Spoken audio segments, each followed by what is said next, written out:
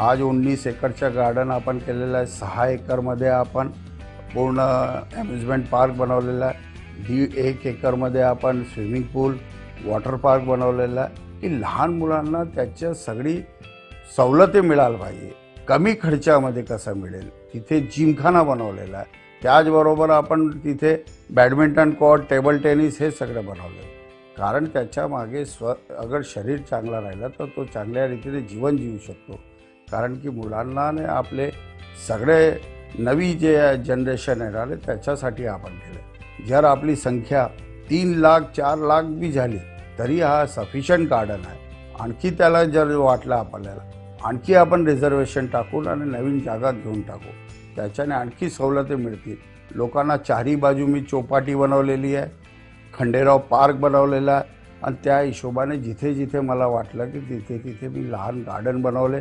संध्याकाळी लोक फिरायला येतात, सकाळी फिरायला येतात.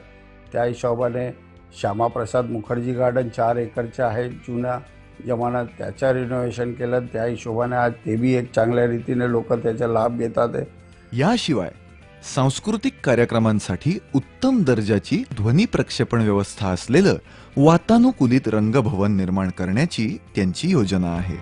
शिरपूरच्या निवासी असलेल्या शिरपूरवासियांच्या आशा आकांक्षा जाणणाऱ्या सौ जयश्रीबेन अमरीशभाई पटेल यांना नगराध्यक्ष पदावर भरघोस मते देऊन निवडून आणा.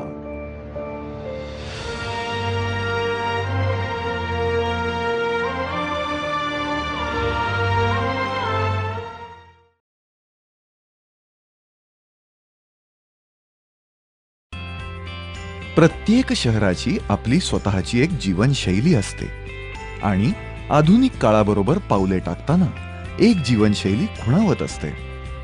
यासाठी आवश्यक ठरतात त्या नागरी सुविधा. अमरीशबाईंचे विचार आहे की 50 नाही 75 वर्षपर्यंत हे रोड तुटायला नको. त्या हिशोबाने सगळे रोड बनवतो आहे. गटर टू गटर रोडांचे काम चाललेलं आहे.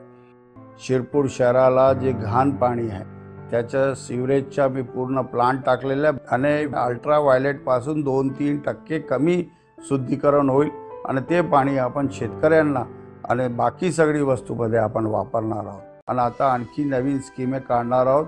जे झोपडपट्टीमध्ये राहणारा तो पक्के मकानमध्ये कसं राहील याच्यासाठी मी आता झडपणार आहोत. दरवेळेला जेव्हा शिरपूरमध्ये पाणी घुसलं की आम्हाला पूर्ण कॉलनी तिकडची खाली करावं लागायची.